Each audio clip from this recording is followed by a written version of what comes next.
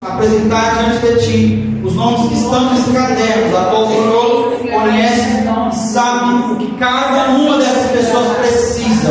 Então, Deus, faça o teu querer, faça a tua vontade, vá até onde nós não podemos ir, porque nós sabemos que a nossa oração pode chegar até onde nós não podemos ir, porque o poder da oração é um poder muito grande. Nós sabemos da força dessa ferramenta que o Senhor nos dá. Alcance, Senhor, cada vida que está aqui o seu nome, que precisa de uma intervenção sua em qualquer área que seja. Faça, Senhor, o teu querer e a tua vontade, em nome do Senhor Jesus Cristo de Nazaré. Entra na tua providência, faça o teu querer e a tua vontade, em nome do Senhor Jesus. Ainda nessa oração, nós queremos apresentar os teus filhos que ofertaram, que dizimaram, ó Senhor, para que essas portas continuem abertas, propagando o teu reino. Repreenda o devorador, o xingador, e abençoa, Senhor, com uma bênção tamanha e tal, que os teus filhos continuem sendo gratos a ti, em nome de Jesus Cristo de Nazaré. E nesse momento nós apresentamos a ti também a vida da missionária Hilde, que estará a partir desse momento fazendo uso da tua palavra. Use-a mais uma vez, e que aquilo que o Senhor colocou no coração dela, ela venha conseguir transmitir em nome de Jesus Cristo de Nazaré. Nós te agradecemos em nome de Jesus. Glória a Deus. Missionário Hilde, os irmãos da receba de pé, em nome de Jesus. Cumprimento a igreja mais uma vez na paz do Senhor Jesus. Amém. Estou muito feliz nessa manhã por estarmos na presença do Senhor. Quero já pedir para os irmãos já que estão de pé, vamos ler então o texto. Já abre o Evangelho segundo escreveu Mateus, capítulo 14. Nós vamos ler o versículo 22. 14, 22 do Evangelho segundo Mateus. E nós vamos meditar um pouquinho nessa palavra. O Senhor já tem falado muito nesta manhã, né? Quando o Cleiton estava aqui falando de Isaías, eu estava ali e estava tendo também um entendimento que não adianta a gente às vezes falar para uma pessoa, mesmo sendo da palavra, de algo que ela esteja fazendo errado, a não ser que seja pela exposição da presença de Deus na vida daquela pessoa. Ou seja, se eu estiver sendo usada por Deus para falar algo que a pessoa está fazendo errado, é uma coisa. Eu falar por minha própria vontade, porque eu estou vendo a pessoa errada, é outra coisa. Ninguém reconheceu o próprio erro, a não ser que esteja diante de Deus.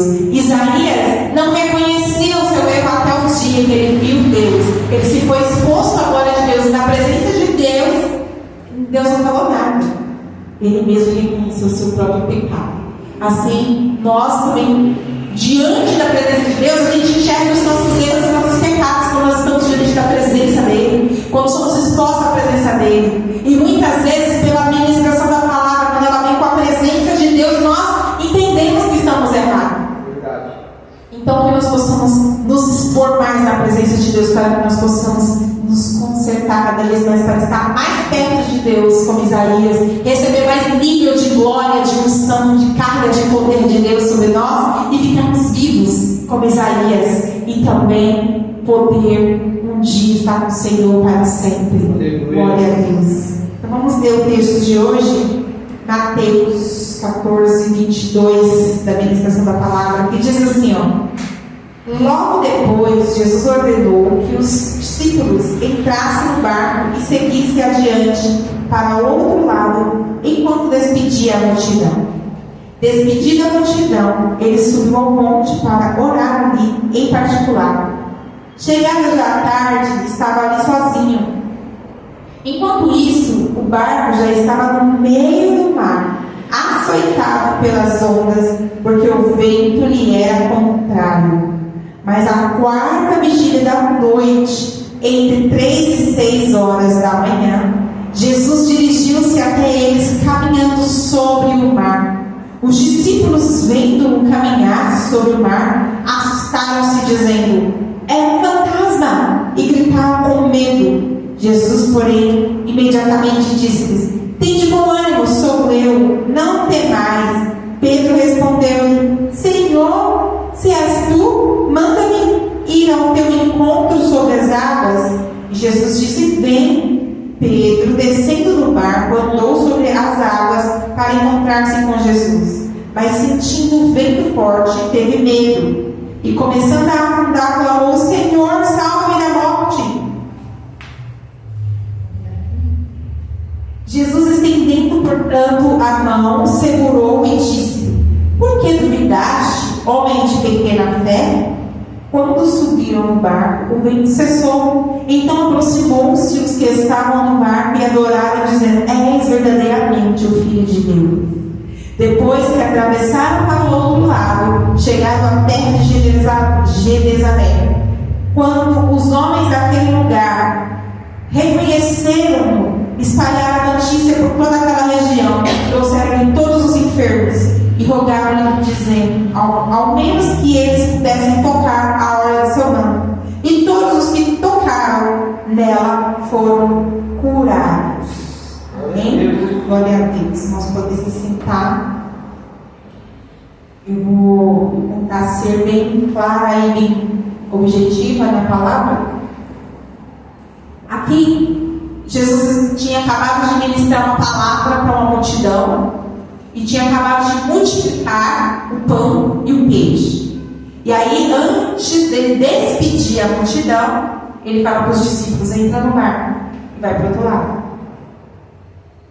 Os discípulos recebem uma ordem, um comando de Jesus: entra no barco. Em algumas versões está escrito assim: Jesus obrigou-os a entrar no barco. Eu li uma versão da Bíblia que está escrito dessa forma: Jesus obrigou-os a entrar no barco. E aí eles entraram no barco para ir para o outro lado. Jesus se reúne para despedir o povo, a multidão.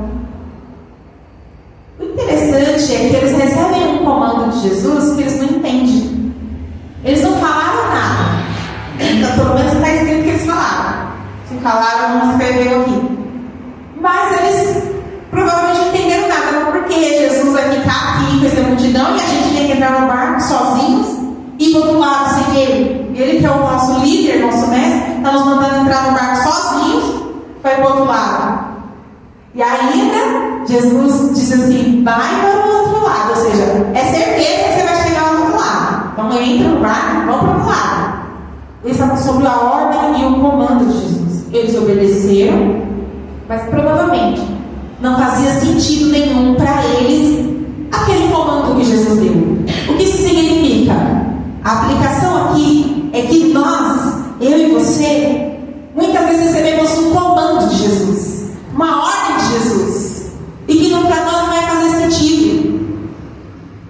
Não vai fazer sentido. O Senhor fala: vai e faz. E a gente vai lá fazer, mas a gente vai fazer, mas isso aqui não tem sentido nenhum. Será que foi ele que me falou? Será que está certo isso? Será que eu estou realmente na direção dele? Os discípulos tinham certeza, porque eles ouviram da boca de Jesus, homem, fisicamente.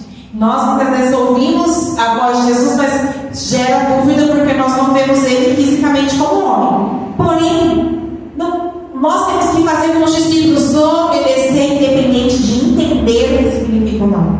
Porque quando Jesus está falando para você fazer alguma coisa, ele já sabe tudo o que vai acontecer, ele já tem um plano traçado para as nossas vidas e nós aqui não sabemos, porque nós não sabemos o que está acontecendo aqui agora.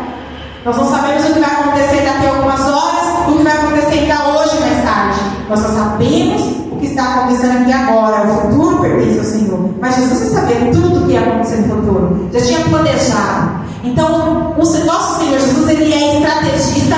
Ele cria seus planos e suas estratégias para as nossas vidas. Só se cumprem as estratégias e os planos dele na nossa vida quando nós obedecemos a voz dele. Como foi falado aqui, tanto de Isaías quanto do louvor que a Sara trouxe. Sim é o chamado, sim a ordem, sim para o que o Senhor Jesus está falando. Todo mundo que nasceu nessa terra nasceu com um propósito e um plano de Deus para cumprir na terra. Com dons e talentos para fazer algo na terra. Só que muitos não fazem porque seguem suas próprias vontades.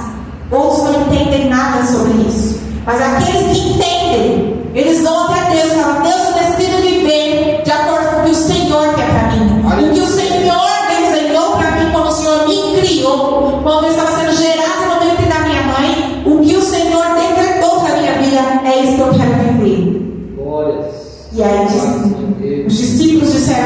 quando Jesus chamou, foram ser discípulos. Disseram sim quando Jesus falou, entra no barco.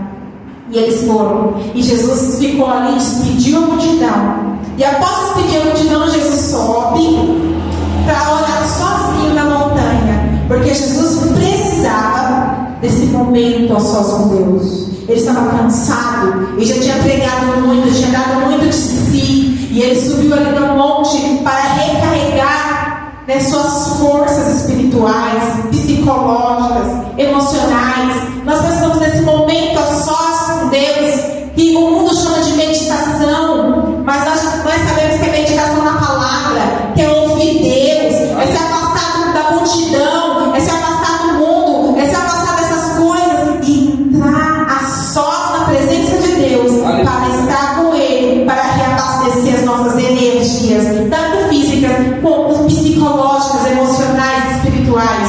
Nós damos de si ministros, pessoas que cantam, que ministram louvores, que ministram a palavra, que tocam vidas, que oram sobre as pessoas. Elas precisam de se reservar neste lugar para ser reabastecido por Deus, porque você derrama de si, e quem te enche? Deus. Se você não buscar a fonte, você vai ficar vazio e vai poder ter problemas. Então Jesus foi lá se reabastecer. E enquanto isso, o barco já estava bem no meio do mar. E a Bíblia aqui está dizendo no versículo 24 que o barco ele era açoitado pelas ondas, porque o vento lhe era contrário. Açoitado pelas ondas porque o vento era contrário.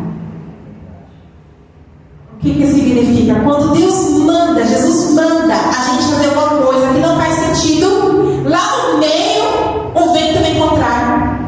O nosso barco é açoitado e a gente pode olhar e falar: o que está acontecendo? Jesus mandou eu para cá, para quê? Cadê ele agora? Ele não está aqui no barco, ele não estava no barco, Jesus não estava com eles. Eles estavam sozinhos, de noite, escuro, não tinha energia elétrica, não tinha luz igual hoje, não tinha celular para ligar na lanterna. E eles estavam ali no escuro, no meio do mar, com o vento contrário e o barco sendo açoitado pelas ondas.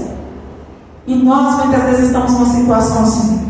Obedecemos a palavra de Deus, o comando do Senhor, e chegamos no meio da circunstância e nós somos açoitados pelas ondas, vento contrário, e tudo parece que está tudo dando errado, está tudo indo para trás, nada flui, nada funciona, e a gente fica: mas onde é que está Jesus?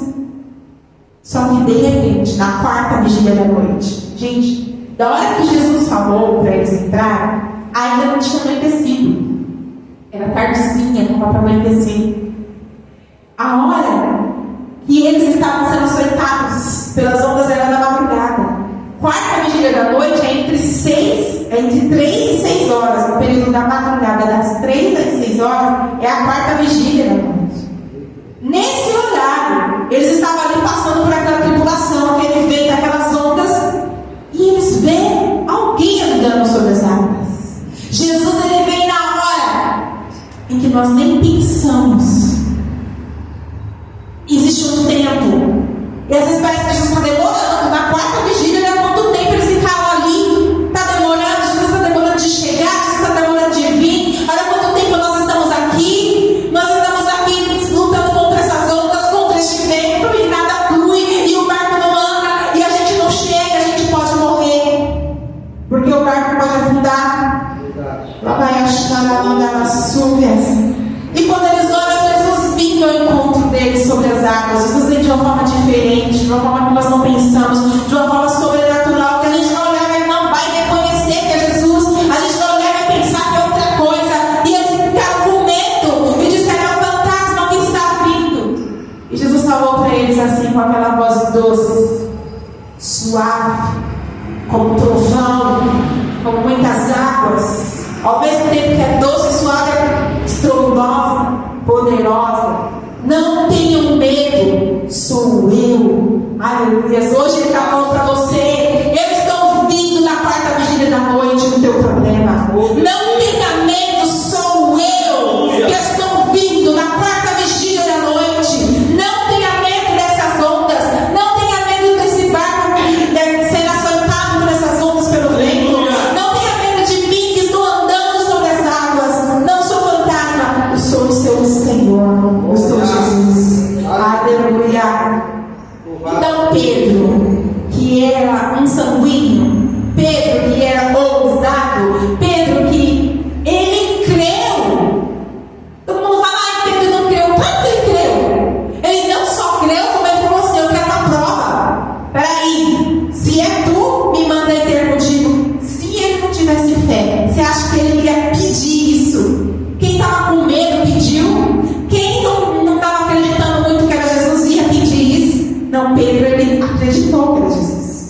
Estou com vocês, eu vou provar. E ele olhou, eu imagino que Pedro olhou para Jesus e pensou assim: que da hora andar na água. Quero também. Eu quero também. Ué, se ele pode, eu também posso. Ai, Jesus, então me manda ir ter contigo. Aí Jesus falou: vem, Pedro. E Pedro foi, pisou e andou sobre as águas. Só que enquanto ele estava vivendo algo que era sobrenatural, impossível humanamente falando, ele sentiu aquele vento. E aí, quando ele sentiu o vento, ele sentiu medo. E quando sentiu medo, aí a fé, ó. Porque não tem como ter medo e fé ao mesmo tempo. Ou é fé ou é medo. Né? Se você der lugar para o medo, a fé diminui. Se você der lugar para a fé, o medo diminui. Porque a fé é você crer que não vai afundar, crer que você está andando sobre as águas, crer que você vai chegar até Jesus andando sobre as águas. O medo, ele vai dizer para você que o medo diz para você: você está andando na água, você vai afundar. Olha esse vento, está forte. Olha as ondas vão estar fortes. Você vai morrer. Isso é o medo. E quando ele deu ouvido para o medo, ele afundou. Mas presta atenção numa coisa: Pedro estava olhando para Jesus, confiando nele, estava andando pela fé e não pela vista, não pelo que ele via. A partir do momento que ele mudou a visão e olhou para a circunstância, aí ele teve medo. Aí a fé acabou. Isso significa que nós não temos que olhar a circunstância que nós estamos, nós temos que olhar para a voz de Jesus, para o que ele disse para você, e você tem que se apegar na palavra dele. E você vai caminhar se eu tenho uma palavra, eu tenho uma palavra. Não, mas está tudo contrário, mas eu tenho uma palavra. Mas ele falou, mas a circunstância está diferente, mas ele disse, é a palavra de Jesus que eu acredito. E você não vai afundar enquanto você estiver crendo na palavra. Mas se você parar de crer na palavra e olhar a circunstância, você vai afundar. Meu Deus. Ela vai achar da tua suas. Mas Pedro, quando começou a afundar, ainda assim a fé pequenininha que estava nele cresceu. Porque quando aquela fé pequenininha que estava nele, ele falou assim: Jesus me salva. Ele chamou quem? Aquele que ele tinha certeza que tinha poder de salvá-lo. Se Jesus estava andando sobre as águas e ele estava afundando, só Jesus poderia salvar. Ele não pediu ajuda dos discípulos, ele pediu ajuda de Jesus. Porque se ele não acreditasse em Jesus, ele ia falar para os discípulos: me ajudem vocês, porque a mim não é Jesus não. Não, ele creu em Jesus. E ele disse: Jesus, mestre, me salva, eu estou afundando. E Jesus vem, segura as mãos dele, levanta ele, leva ele de volta para o barco. Aleluia. Aleluia. Dentro do barco, quando eles entram, se acalma a tempestade. Eu quero dizer que é apenas uma prova que Jesus quis dar aos discípulos. Jesus queria ensinar algo aos discípulos. Queria que eles vivessem uma experiência. Porque tem melhor coisa do que uma experiência para você aprender algo. Você pode sentar na cadeira de uma faculdade para aprender uma profissão. Você vai sair de lá tendo um monte de teorias, mas você só vai saber aquela profissão quando você estiver exercendo a função. É a experiência que te traz entendimento. Jesus ensinava para eles com palavras, com sermões, mas muitas coisas Jesus precisava colocar isso na experiência para eles viverem. E qual era essa experiência que os discípulos estavam vivendo? Crer, depender, saber que Jesus é o Filho de Deus e que tem poder sobre toda a natureza. Quando Jesus ele entra no barco e tudo se acalma, todos eles automaticamente dizem: Jesus, tu és verdadeiramente o Filho de Deus. Eles, naquele momento, têm uma revelação mais profunda, de certeza, se existia alguma dúvida no coração, se existia algum medo no coração. Isso está no versículo 33, 31, 32 e 33. No 31, Jesus pega Pedro e fala para ele: por que duvidaste? No 32, eles sobem no barco e o vento se acalma. E no 33, eles adoram e dizem: és verdadeiramente o Filho de Deus. Glória. Aleluia. E quando eles chegam